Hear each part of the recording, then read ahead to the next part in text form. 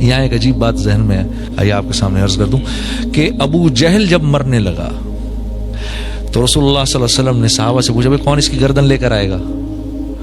تو عبداللہ بن مسعود کھڑے ہو گئے، یا رسول اللہ میں جاتا ہوں۔ تو جب گئے ادھر جا کر دیکھا تو نیچے پڑا ہوا تھا، تو عبداللہ بن مسعود سے نے اس نے اپنا جو پیر ہے نا اس کی گردن پہ یہاں رکھا، یہاں رکھ کے دبایا، تو حضرت عبداللہ بن مسعود سے کہنے لگا ابے او بکریاں چرانے والے، بڑی اونچی جگہ پیر رکھ رہا ہے تو عبداللہ بن مسعود نے کہا تجھے تیری یہ اکڑ ابھی بھی نہیں گئی؟ یعنی تو جا رہا ہے دنیا سے، تیری اکڑ نہیں گئی ابھی تک؟ کہا محمد صلی اللہ علیہ وسلم کو بتا دینا، پہلے یہ بتاؤ جنگ کون جیتا؟ کہتا ہے پوچھتا ہے پہلے یہ بتاؤ جنگ کون جیتا؟ کہا جنگ جیت اللہ اور اس کے اللہ رب العزت نے اپنے رسول اور اس کے حامیوں کو فتح عطا فرمائی اور تیرے جیسے اپنے دشمنوں کو ذلیل کیا۔ تو آگے سے کیا کہتا ہے؟ کہتا ہے جاؤ جا کر محمد کو بتا دو صلی اللہ علیہ وسلم، جاؤ جا کر ان کو بتا دو جتنی نفرت میں ان سے پہلے کرتا تھا اس وقت اس سے بھی زیادہ نفرت کر رہا ہوں، مانا نہیں ہوں میں ابھی بھی، اور ہاں جب میری گردن کاٹو تو تھوڑی نیچے سے کاٹنا تاکہ پتہ چلے کسی سردار کی گردن تھی۔ اکڑ دیکھو کتنی۔ تو آپ فرمایا کرتے تھے میرا فرعون موسیٰ کے فرعون سے بھی زیادہ سخت تھا۔ اللہ معاف کرے، یہ تکبر اتنی خطرناک چیز ہے۔ میرا فرعون موسیٰ کے فرعون سے، موسیٰ کے فرعون نے تو جب فرشتوں کو اترتے دیکھا تو فوراً کہہ دیا آمنت برب موسیٰ و ہارون، اور یہ میرا فرعون دیکھو آخر وقت میں بھی یہ کہہ رہا ہے۔ تو میرے دوستو حالت نزع پر تو سب مانیں گے اللہ کو، حالت نزع پر سب مان جائیں گے، ہاں قیامت کے دن کھڑے ہوں گے اللہ کے سامنے، ربنا ابصرنا وسمعنا فرجعنا نعمل صالحا انا موقنون، یا اللہ دیکھ لیا، سن لیا، سمجھ لیا، ایک چانس اور دے دے واپسی کا، اور کوئی چانس نہیں ہے۔ تو یہ اللہ والے آج ہمیں کہتے ہیں اس بات کو پہلے مان لو۔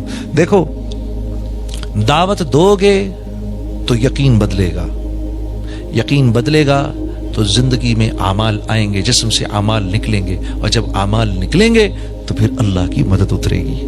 ہاں دیکھو آپ سب لوگ خدا کے لیے نوجوان کتنے بیٹھے ہیں، ہائے ہائے اپنی زندگیوں کی قیمت لگاؤ میرے دوستو، بے قیمت نہیں اٹھو یہاں سے۔ ہاں ہماری جس مقصد کے لیے اللہ نے بھیجا ہے اس مقصد کو سمجھنے کی کوشش کرو۔ ہم سب کے سب سارے کے سارے عالم کے ذمہ دار ہیں، اس امت کے ایک ایک نوجوان کے اندر، ایک ایک انسان کے اندر ایک نبی کا کام کرنے کی صلاحیت ہے۔ ہاں ایک نبی کا کام کرنے کی صلاحیت ایک ایک نوجوان کے اندر ہے، صلاحیت موجود ہے، پھر اللہ کام کیسے لے وہ اللہ پر موقوف ہے، لیکن صلاحیت موجود ہے۔ میں نے آپ کے سامنے شروع میں عرض کیا تھا، ہاں عورت کو دیکھو، عورت کیسے، میں نے کہا تھا نا گھر چلاتی ہے، عورت کو دیکھو، واہ واہ سبحان اللہ۔ وہ ایک آدمی آیا، یا رسول اللہ 3 دن سے بھوکا ہوں، آپ نے فرمایا اچھا، اپنے گھروں میں پتہ کرایا تو 9 گھروں میں کچھ نہیں تھا کھانے کو۔ صحابہ سے پوچھا بھائی کوئی لے جائے گا میرے مہمان کو گھر؟ ثابت بن قیس رضی اللہ تعالیٰ کھڑے ہو گئے، یا رسول اللہ میں لے جاؤں گا۔ میں لے جاؤں گا کیا مطلب؟ آپ لے تو جائیں گے، گھر کس کے ہاتھ میں؟ بیوی کے ہاتھ میں، بیوی کو پتہ ہے کھانا ہے نہیں ہے کیا، وہ سب۔ اب جب گھر لے کر گئے تو اب اسی لجاجت سے بیوی سے بات کی، کیونکہ مدینے کی جو انصار تھے ان کی بیویاں تھوڑی سی ذرا سخت مزاج تھیں، بنی بھی نہ ہو تو مسئلہ کھڑا ہو جائے، لیکن وہ بنی ہوئی خواتین تھیں، صحابیات بنی ہوئی خواتین تھیں۔ کہا کس کو لائے؟ کہا محمد صلی اللہ علیہ وسلم کا مہمان لایا ہوں۔ وہ بنی ہوئی تھیں، اہلن و سہلن۔ اچھا بھوکا ہے 3 دن سے، کچھ کھانے کو ہے؟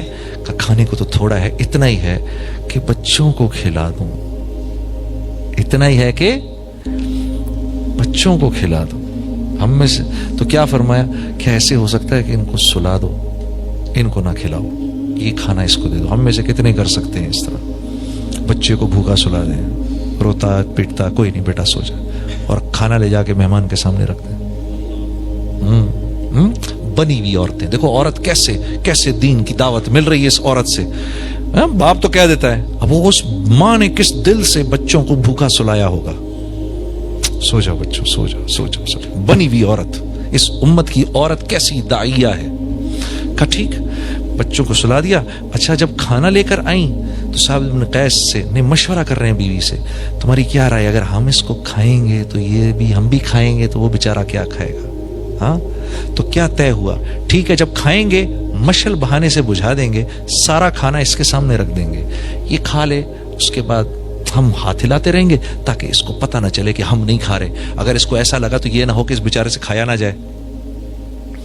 بہانے سے مشل بجھائی, سارا کا سارا کھانا لا کے مہمان کے سامنے رکھا, دونوں میاں بیوی ہاتھ ہلاتے رہے.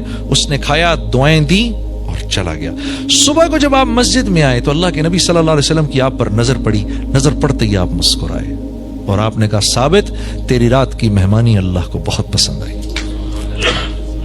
یہ اس عورت کی وجہ سے ہے, اس عورت کی وجہ سے. بچے بھی داعی ہیں, ہاں عورت بھی داعیہ ہے. ہاں حکمت بصیرت سے, حکمت بصیرت سے. یہ حکمت بصیرت انشاءاللہ آپ جب اللہ کے راستے میں نکلیں گے اللہ آپ کو سکھائے گا, اللہ آپ کو لسان القوم سکھائے گا. ہاں مہاجروں میں جاؤ تو کیا بات کرنی ہے, پٹھانوں میں جاؤ تو کیسے بات کرنی ہے, پنجابیوں میں جاؤ تو کیسے بات کرنی ہے, بلوچوں میں جاؤ تو کیسے بات کرنی ہے. ہاں اللہ ان لوگوں, سندھیوں میں جاؤ تو کیسے بات کرنی ہے. ہاں ہم پٹھانوں کو کریڈٹ دیتے ہیں بڑی بہت زیادہ مہمان نوازی کا, بہت مہمان نواز ہیں, اس میں کوئی شک نہیں ہے. لیکن میں یہ ایک بات ضرور اس میں ایڈ کروں گا کہ میں نے جو سندھ میں مہمان نوازی دیکھی, غریب غربا میں, انٹیریئر سندھ میں, یقین کرو وہ مہمان نوازی میں نے کہیں نہیں دیکھی.